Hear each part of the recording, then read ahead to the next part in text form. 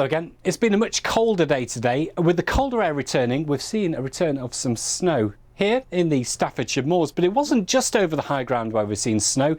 Here in Carlisle, Cumbria, we've seen some snow coming down to low elevations, and similar scenes for parts of southern Scotland and Northern Ireland today. Now, we've got a few showers that are set to move across the Midlands and East Anglia, clearing away later in the night with clear skies following. There will be a widespread frost. It is going to be a very cold night. And where we've seen those showers, a risk of some icy surfaces to start the day on Wednesday, otherwise plenty of sunshine. Now, in the west, we'll see cloud quickly thicken for Northern Ireland with rain spreading in here. Might find a few flakes of snow just on the leading edge of this system, but as the air starts to turn a bit milder later in the day, we'll see any snow quickly turning back to rain for Northern Ireland. However, Wednesday evening could see some further localised problems with snowfall across the hills of northern England and Scotland, the snow lasting longest to the north of the central lowlands.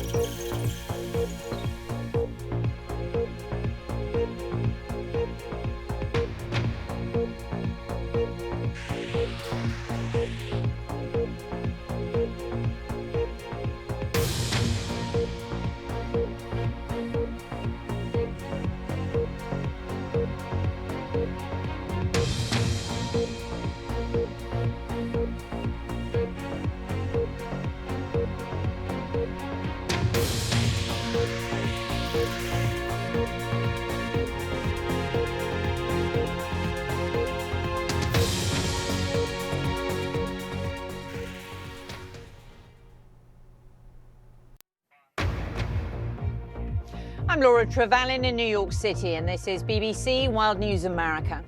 The US military says a Russian fighter jet has collided with an American drone, causing it to crash into the Black Sea. Russia's jets tried to intercept the drone, according to American officials, but Russia says there was no physical contact between its planes and the drone. The US Justice Department is said to open an investigation into the collapse of the Silicon Valley Bank as markets rally after the turmoil of the past few days. Cyclone Freddy, which made a rare second landfall in southern Africa, has killed more than 200 people in Malawi and Mozambique.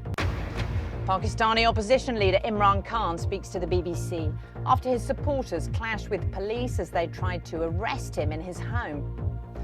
And the tiny data centre that's being used to keep this UK pool at the perfect temperature.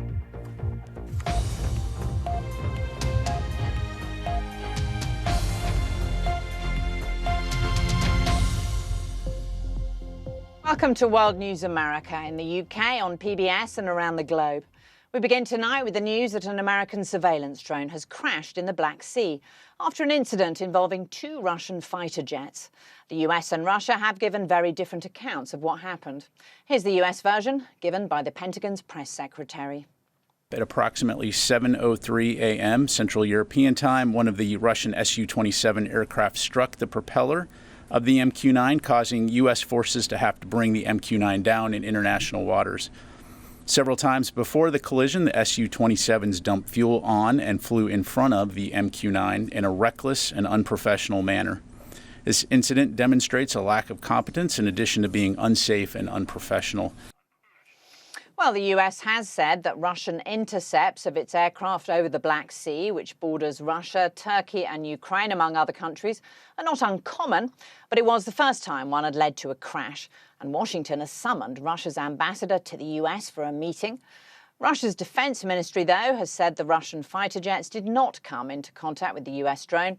It claims the drone crashed because it lost control after manoeuvring sharply. Well, our North America correspondent, Gary O'Donoghue, joins me now. And Gary, this is pretty serious, isn't it? The Russian ambassador being summoned by Washington? As diplomatic démarches go, that's probably one of the biggest things the Americans could do to express their displeasure, and they clearly are unhappy because while these sorts of intercepts and these sort of buzzing of one another's aircraft happens all the time, all around the world, actually banging into one and bringing it down is something that doesn't happen very frequently, and the Americans are unhappy about that, not least because it's millions of dollars worth of hardware. They say, interestingly, that this incident went on for 30 or 40 minutes. And the Russian aircraft also were dumping fuel on top of this drone before they actually hit its propeller, and the plane had to come down in the sea. That's a different account, as you've said, from the Russian side, but there are going to be diplomatic repercussions to this, and we'll hear, I dare say, later on from the Pentagon again, because they're promising us some imagery from the actual incident itself. Interesting. And Gary, what exactly is a US drone doing over the Black Sea? Is it helping the Ukrainians in some way with surveillance? I think that's a fair conclusion. We know that the US and other NATO allies have been supplying intelligence to the Ukrainians, as well as all the hardware that gets a lot of the focus over the last year or so. The Americans say that this drone, which is one of these MQ-9 Reaper drones, which can be armed, by the way, it can be, it's a pretty big old thing. It can carry missiles. They won't say whether it was armed on this occasion, but they say it was conducting what's called an ISR operation. And that, in the parlance, is intelligence, surveillance and reconnaissance. So to you and me, that's spying. And so that's not something the Russians are going to be happy about. And if they can disrupt that kind of process and stop that information getting down to the Ukrainians, they're going to try and do that. So this is part of the cut and thrust, I think, that we're seeing. It's just in this particular case, it's come into the open because of the fairly catastrophic consequences. Gary O'Donoghue in Washington, thank you. Well, after the turmoil in the banking industry following the takeover of two banks by US regulators, there was a rally in the stock market today as investors and bank bosses seemed to breathe a sigh of relief. And annual inflation came in at 6%, showing prices are rising, but at a slower pace. Well, let's get the latest on all of this from our North America business correspondent, Samira Hussain, who's here in New York. And Samira, apparently an investigation is being opened by US regulators or prosecutors into the collapse of that regional bank.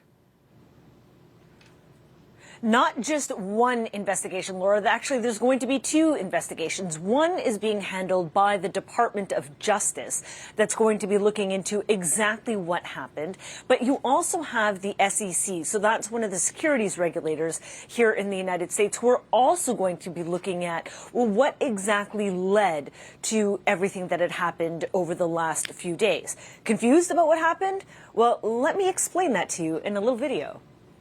One U.S. bank collapsed and then another, and now the American government has shut them both down, and the world is asking, is this the start of another financial crisis? Silicon Valley Bank is a bank that specializes in lending money to tech companies. Now, all their troubles started last week when the bank was trying to raise money and doing so fast. Well, word got out. Customers with money at the bank freaked and ran to go and try and take it all out. But with everybody doing the same thing at the same time, the bank ran out of cash. A ton of tech companies use SVB, Roblox, Roku, and even Etsy. The knock-on effect would have been huge if SVB failed. And remember the last time a U.S. bank failed back in 2008? It sparked a financial crisis in the U.S. and it turned into a global recession. And nobody wants to see that happen again. OK, so Samira, does it seem as though the panic was averted? Tell us what the latest mood is on Wall Street. Right. So if you look at the way markets were trading today, and specifically if you look at those regional banks, they were taking a pretty big hit on financial markets yesterday as investors were really nervous and wondering, OK, well, what other banks or which other banks could be at risk? Today, if you look at them, well, actually, there's been a bit of a rebound. You saw the inflation data, too. It was in line with what everyone expected. And so you saw this kind of rebound in markets. But of course, everyone's wondering, well, does that mean everyone is safe or the banking industry is safe? And for now, yes, you saw that the U.S. government went to great lengths to assure the American people that the banking system is, in fact, safe. You had the U.S. President, Joe Biden, speaking from the White House to say exactly that. It's not often that the president will come out and make these kinds of direct messages to assure people about the stable financial system in the United States. OK, and Samira, that inflation figure at 6%, given that rising inflation led to rising interest rates, thought to be one of the factors behind the collapse of those banks, what does the US central bank do with 6%? Does it carry on rising rates? That is absolutely the big question, and let me tell you, that is something that absolutely everyone is debating. You saw that the head of the Fed, Jerome Powell, was on Capitol Hill last week, and he basically told lawmakers, look, we're going to have to raise interest rates, and we're going to be aggressive about those interest rate hikes for a lot longer. Cue the calamity that we saw this week and last week. Now a lot of people are wondering, well, are we even going to be seeing a rate rise? And so a lot of banks now are speculating whether or not we're going to see any rate rises, if the rate rises are going to be smaller, and there's even one bank that's speculating there could be a rate cut. So if you feel like March Madness isn't your thing, you can definitely go to a Fed bracket. Samira Hussain with a bit of a basketball reference there. That's March Madness, the college basketball she's talking about there. And I know that because my children are in a US college, two of them, in fact. Well, one of the most powerful storms on record has brought widespread flooding and landslides to southern Malawi, claiming the lives of at least 190 people. Rescue and relief efforts are being hampered by the rainfall in the wake of Tropical Storm Freddy. Most of the deaths have been recorded in the commercial capital, Blantyre, in the south of the country.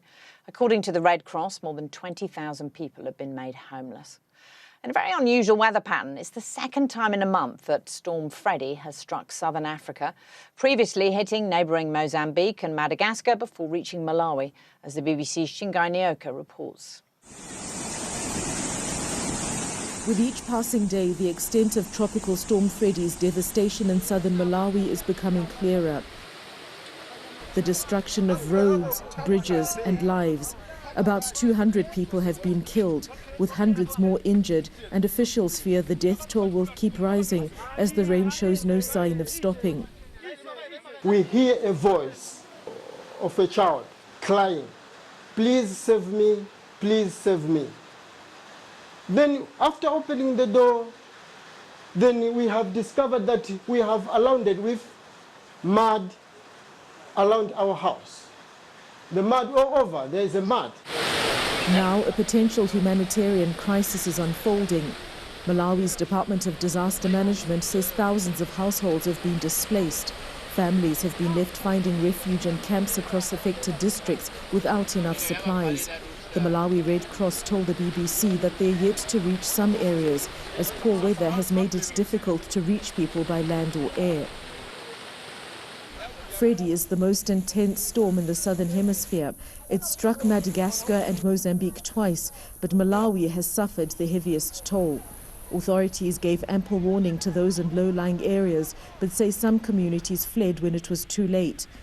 The rains are expected to continue for the next 48 hours before a weakened Freddy returns eastward towards Mozambique. And a short time ago, I spoke to Shingai from Harare in Zimbabwe.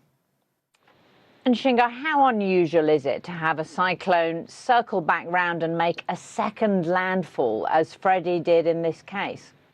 Incredibly rare, Laura. As far as we understand, it's on course to break several records. The cyclone Freddy began just off the coast of Australia in early February, moved across the Indian Ocean west towards Madagascar, pummeled this Indian Ocean island, moved westwards towards Mozambique. And there was an expectation that it would dissipate as it moved towards Zimbabwe, but it circled back again, struck for a second time, causing havoc in Madagascar, and then turned around again. So many experts are not calling it as yet, but they are saying that even though it is probably the most intense cyclone to have affected the southern hemisphere, it is likely to break the record of the longest running cyclone. And because of the geography, just how difficult will it be to get aid to the most devastated parts of Malawi and of Mozambique? Well, what we understand is that in Malawi, which has been the worst affected, a lot of the terrain, especially the roads and the bridges, have been washed away by this torrential rain. And that has been the major problem, is trying to get the search and rescue teams out in some of those districts that have been cut off by these heavy rains. And these are nations which are being extremely badly affected by the impact of climate change. Is there some resentment about this which is playing into the reaction in those countries? The fact that these storms appear to be becoming more intense? The understanding is that Africa, in particular Southern Africa, is one of the worst affected by climate change, but it contributes so little to the carbon emissions. I think the figure is about 4%, but they have appeared to have borne the brunt of some of these adverse weather conditions. Madagascar, where Cyclone Freddy first hit, is the worst affected on the continent. There have been calls as a result of the cyclone for the Western nations to do more, to make sure that those who are affected are set up in conditions that befit their dignity, for example, that they're not just thrown into tents and given plastic buckets. And there's also a call for the Western nations to do more, to contribute more money when these humanitarian disasters occur, as they have in this case. Shinga Nyoka, thanks so much for being with us. Let's take a look now at some of the other stories making the news tonight. The US President Joe Biden has issued a new executive order on gun control. The measure would increase the number of background checks before someone can buy a gun. The order comes as Mr. Biden went to Monterey Park in California, where a gunman killed 11 people in January. The measure doesn't require the approval of the divided US Congress. Facebook's parent company Meta is cutting 10,000 jobs. The firm, which also owns Instagram and WhatsApp, had already announced 11,000 cuts late last year. Chief Executive Mark Zuckerberg said in a statement the losses were part of a year of efficiency and that they would be tough. He added that 5,000 vacancies at the company will also be left unfilled. The former UK Prime Minister Boris Johnson will give evidence in public about whether he misled MPs over parties held at Downing Street during COVID lockdowns.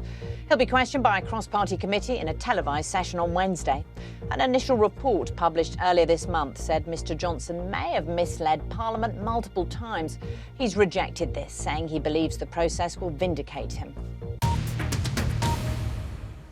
Police in Pakistan have used tear gas and water cannon to remove supporters of the opposition leader Imran Khan from outside his residence in the city of Lahore. The clashes between police and supporters of Imran Khan broke out after officers reportedly arrived with a warrant for the former Prime Minister's arrest. He's facing allegations that he incorrectly declared gifts from foreign leaders while in office. He says the case is politically motivated. Our Pakistan correspondent Caroline Davies has been speaking to Mr. Khan. What sort of things have you seen and heard from sitting inside Zaman Park today? Well, I mean, I've been following everything from here. First of all, the attack came, the police came in without any knowledge. I mean, suddenly we saw on news that the police were coming to arrest me, and we didn't have that many workers. So they immediately tried to remove the workers. So they then stood their ground, and then there was this first water cannons, then this tear gas shelling. So, and inside my house, I mean, we had all our eyes smarting here, and we were sort of washing our faces because it came right inside the house. So now there is a lull. They're gathering more force. I'm all mentally prepared that I'm going to be spending my night in a cell. I got on how many nights, but I'm all prepared for that. But I think they're determined this time. They really won't be behind bars. So why are you resisting arrest when the police are coming now? We had taken bail, protective bail, till the 18th. So on 14th, there was no reason why they should have come to arrest me.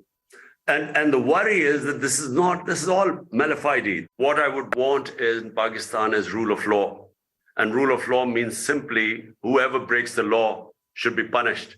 Now, whether it is someone in my party or someone against me or opponent, they should all be subject to the law of the land. The law of the land says that there is an arrest warrant out for you that you are resisting. So are you not following the law of the land? It is not the law of the land because I had a protective bail to the 18th. They've come 4 days earlier. It's not the law of the land. It's the law of the jungle. Imran Khan there. Well, the Pakistani government has issued a response saying it has nothing to do with the arrest and the arrest has nothing to do with elections. Let's go now to a UK team of structural and civil engineers who are travelling to the earthquake zone in Turkey to help assess why so many buildings collapsed. Turkish engineers have already found that inferior building materials were used in the construction. The UK team will produce a report aimed at improving seismic safety when the area is rebuilt. Our science editor, Rebecca Morell, has more. The devastation of last month's earthquake. More than 50,000 people lost their lives as buildings collapsed in the biggest earthquake to hit the region in almost a century. Now an investigation is beginning to try and find some answers amongst the wreckage. So how many buildings did you actually end up surveying as a team? Professor Emily So is leading the Earthquake Engineering Field Investigation Team, or EFIT. Structural engineers in the UK and Turkey are working together to assess the damage. She's been getting the latest update from Tuğçe Tetik, who's been to Adıyaman. Tuğçe has been taking some samples of concrete and has found large pebbles embedded in it. Do you think they got these aggregates locally because it's got lots of rivers around? Yeah, all of them taken from the river. The river pebbles shouldn't be there. They weaken the structure. She's also found some steel bars are smooth instead of ridged, which means the concrete doesn't cling to them, again reducing the strength. This kind of in-depth analysis can only be done by having experts on the ground. It's important to get the full picture rather than just looking at a snapshot of a single asset or a single building, because the successes of the ones that are still intact and perform perfectly well is as important as its neighbours that have collapsed, and actually having that distribution, having that overview is really key to what we do and what we can learn from this earthquake. But the collapse of some buildings isn't because of poor construction. In some areas, the ground movement was so great it exceeded what the buildings had been designed to withstand. And in others, a process called liquefaction turns the ground into a heavy fluid, like very wet sand. A telltale sign of this is a building that's toppled over. This building, on the other hand. At the engineering company Arup, computer simulations show why some buildings fail. We're starting to see more movement in the columns. This part of the building's moving more. The connection with the central core has failed. That part has collapsed. This part has collapsed. The building has performed really, really badly. But buildings can be designed to withstand seismic events. We can see the performance of the columns and the beams and the floors and the ceilings, and everything remains intact. So that's a clean bill of health. The basic design principle is to allow some form of damage within the building. That damage absorbs the energy of the earthquake, means the building will move a little bit more, things will be cracked, but generally the building will survive. And that's the sort of the baseline. How do you construct buildings in an earthquake zone? The vertical columns should be stronger than the horizontal beams. It means the upper stories are supported, so you don't get what's called pancaking, where one layer collapses on top of another. Dampers can be added too. They act like shock absorbers as the building sways to and fro. And rubber bearings can be fitted underneath the building. They absorb the energy of the earthquake, so it doesn't transfer to the structure above. But all of this costs money, and retrofitting an older building can be even more expensive. With so much destruction, there's a huge task ahead. It will take years of careful planning to rebuild. The hope is that the findings of this investigation will ensure this kind of devastation is not seen again. Rebecca Morell, BBC News. A public swimming pool in Britain is being heated by a small data centre that's only the size of a washing machine. The project in Devon, believed to be a UK first, is saving the council-run leisure centre thousands of pounds in energy costs, as Jenny Coomer now reports. This pool in Exmouth is the first in the country to use a pioneering technology to heat the water and cut down on carbon emissions. And this is where the magic happens. So here it is. This is a deep green unit with the computers immersed in oil. So when you put stuff in the cloud, they could end up on a data centre like this? Exactly that, yes. So we all rely on the cloud in our everyday lives, whether you're online banking or doing a Tesco order. The trouble is the computers in those data centres which run the cloud generate enormous amounts of heat. So data centres have to get rid of that heat somehow. Most of the time that just gets thrown into the atmosphere. This system is different, where we're immersing the computers in oil and then flowing that oil into a heat exchanger to give the pool free hot water. Energy costs have gone through the roof. Exmouth Leisure Centre says that, like businesses all around the country, it's had to deal with astronomical rises in its energy bills. They've gone up from 18,000 to 80,000 in a year. They say this new technology will bring them big savings. We're hoping that this will bring a significant reduction in our gas costs, maybe 50–60%, so potentially £40–50,000 a year of savings. We need to be doing this stuff going forward, particularly in the current climate as well, and particularly, with the financial strain we have and pools shutting all over the country. It sounds excellent. It sounds excellent. If it saves their bills, if it brings down their bills, fine. Really good idea, because I got very cold getting in there yesterday morning. I squealed. The governing body, Swim England, has warned that more than 100 pools across the country are under threat of closure or reduced services because of high running costs. The sector has welcomed today's announcement of £63 million of government funding to help. So this funding is brilliant. It's really helpful.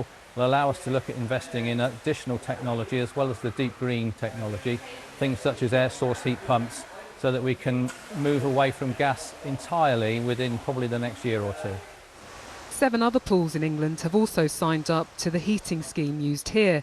The company behind it feel they're offering an innovative solution that can help keep the nation's leisure centres financially afloat. Jenny Kumar, BBC News, Exmouth. Well, I hope the French were watching there, because France is counting down to the 2024 Olympic Games, quite literally, and that could be a way to save money. Organisers unveiled a sign in Paris on Tuesday to mark 500 days until the start of the Games. Anticipation is building, and so's demand for tickets. Organisers say they've sold 3.25 million tickets in Phase 1, and they had set a goal of just 3 million. Olympic fever is alive and well in France. I'm Laura Trevelyan. Thanks for watching World News America.